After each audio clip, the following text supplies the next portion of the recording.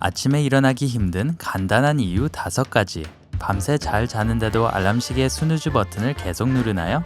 만약 여러분이 아침형 인간보다 올빼미족이라면 늦은 밤까지의 활동은 당연히 아침에 졸음이 오게 할 거예요.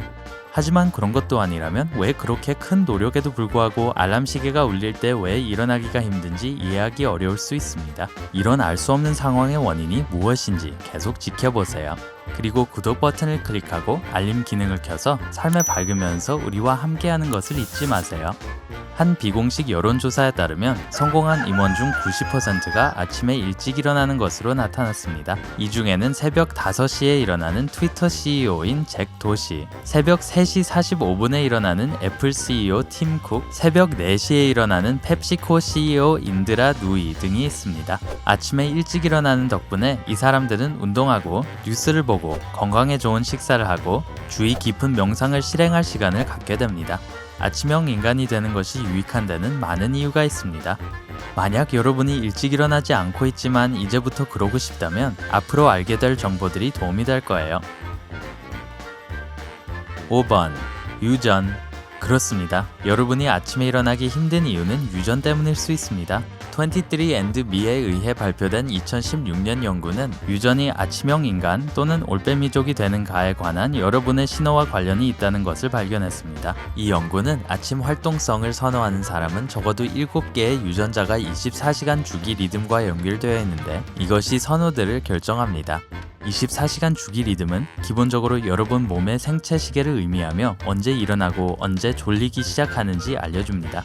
그러므로 여러분이 늦게 자고 늦게 일어나는 이유는 유전과 관계가 있습니다. 이 연구는 또한 89,000명의 참가자 중 56%가 자신을 올빼미족이라고 생각했고 여성과 60세 이상 성인은 아침 활동성을 가질 가능성이 더 높다는 것을 발견했습니다. 그러므로 새벽같이 일어나고 싶지만 그러지 못한다면 부모님을 탓하세요. 하지만 부모님도 아마 아침에 똑같은 문제를 겪고 계실지도 몰라요. 만약 유전 탓이라고 생각한다면 알람이 울릴 때 밝은 빛에 자신을 노출하고 밤에는 불을 꺼서 방을 어둡게 함으로써 아침형 인간이 되기 위해 생체 시계를 훈련할 수 있습니다. 24시간 주기 리듬은 빛의 차이에 반응하기 때문에 스스로 아침에 일찍 일어나도록 훈련할 수 있습니다. 4번. 정신 건강. 고려해야 할 유전적 요인이 없다면 아침에 그렇게 힘든 또 다른 이유는 비전형 우울증일 수도 있습니다. 여러분은 아마도 난 해당 사항 없어. 난 전혀 우울하지 않은걸? 난 행복해요. 라고 말할지도 모릅니다. 이름에서 알 수 있듯이 비전형 우울증은 여러분이 상상하는 것처럼 보이지 않습니다. 비전형 우울증을 아는 사람들은 때때로 슬픔을 느끼지만 긍정적인 사건이 있을 때는 기분이 눈에 띄게 밝아질 수 있습니다. 심지어 자신이 이 병을 앓고 있다는 것을 알지 못할 수도 있습니다. 2가지 숨길 수 없는 증상은 너무 많이 먹고 너무 많이 자는 것입니다. 성인이 권장되는 7에서 8시간 이상 잠을 자고도 온종일 졸리다면 정신 건강을 한번 살펴볼 필요가 있습니다. 만약 우울증을 겪고 있다고 의심되면 의사를 만나거나 치료사와 상담하십시오. 특히 비전형 우울증을 겪는 것은 롤러코스터처럼 느껴질 수 있는데 감정이 고조된 상태는 에너지를 고갈시켜서 회복을 위해 더 많은 잠을 자게 할 수 있습니다. 3번. 빈혈. 건강한 음식을 먹고 운동하고 특히 아침에 잠에서 깨기 위해 많은 양의 커피를 마시는데도 여전히 피곤함을 느낀다면 철분 결핍이 원인일 수 있습니다. 몸의 낮은 철분 수치는 피로감을 초래할 수 있습니다. 만약 아침에 졸린 느낌이 온종일 지속된다면 빈혈이 있을지도 모릅니다. 빈혈은 영양 부족의 결과일 수 있으며 녹색 잎채소나 붉은 고기를 먹지 않는 사람은 빈혈의 위험이 더 높을 수 있습니다. 만약 빈혈이 의심되면 가능한 빨리 의사와 상의하세요. 의사나 영양사의 도움이 있으면 빈혈 치료는 꽤 간단할 수 있습니다. 2번. 전자제품. 또한 일찍 일어나는 것은 수면의 질과 얼마나 늦게 잠자리에 드는지와 관련이 있습니다. 수면의 질은 여러분이 매일 사용하는 기기인 휴대폰에 의해 크게 영향을 받을 수 있습니다. 만약 밤늦게 휴대폰을 사용하면 휴대폰은 24시간 주기 리듬에 영향을 미치기 때문에 매일 아침 여러분을 힘들게 할 수도 있습니다. 24시간 주기 리듬은 두 가지 신경 전달 물질 멜라토닌과 세로토닌의 생산을 수반합니다. 멜라토닌은 날이 어두워지고 여러분이 잠자리에 들 때 기본적으로 생산됩니다. 휴대폰은 블루라이트라고 불리는 빛을 발산합니다. 불행히도 이 빛은 밖이 완전히 어두운 밤인데도 낮이라고 생각하도록 여러분의 몸을 속입니다.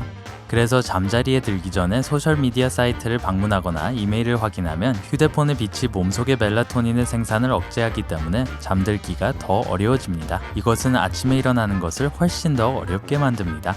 게다가 잠잘 때 근처에 휴대폰을 두면 알림 설정 때문에 한밤중에 잠에서 깰 수 있어서 수면을 방해할 수 있습니다. 1번. 날씨.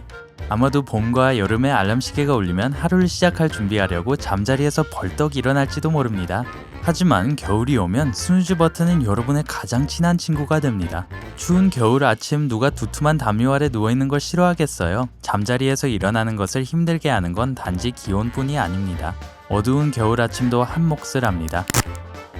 겨울에는 낮이 짧아지고 밤이 길어집니다. 앞에서 말한 대로 여러분의 상체 시계는 일어날 시간을 알려주고 여러분의 몸은 햇볕이 필요합니다. 그렇지 않으면 생체 시계는 계속 잠을 자야 한다고 생각합니다.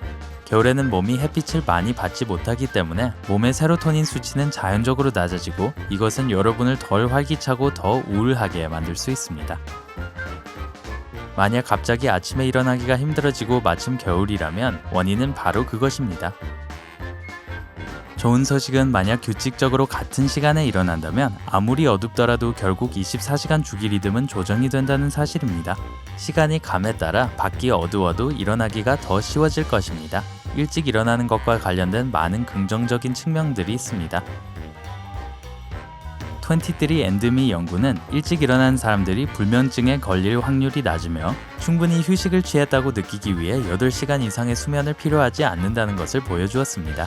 게다가 일찍 일어나는 사람들은 우울증에 걸릴 확률이 낮으며 올빼미족보다 낮은 체질량 지수를 가지고 있습니다. 아침에 일찍 일어나고 싶다면 다음 권장사항을 시도해보세요. 멜라토닌이나 다른 수면 유도 약물을 사용할 수 있지만 약을 먹기 전에 항상 의사와 상담하세요.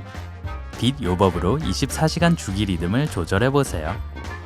불안감이나 우울증이 있으면 증상을 완화하고 잠을 잘 자도록 치료사와 상담하세요. 아침에 일어나자마자 물을 한 잔 마셔보세요. 몸을 깨우는데 물은 커피보다 더 효과가 있을 수 있습니다. 취침 전에 너무 자극적인 활동은 피하세요. 자기 전에 적어도 1시간은 긴장을 풀기 시작하세요. 밝으면 친구들 얘기해주세요. 아침형 인간이 되기 위해 여러분의 생활 방식을 조정해 보시겠어요? 아니면 올빼미족으로 만족하시나요? 댓글로 알려주세요. 이 영상에 좋아요를 누르고 친구들과 공유하고 구독 버튼을 클릭하여 밝은 면에 머무르는 것을 잊지 마세요.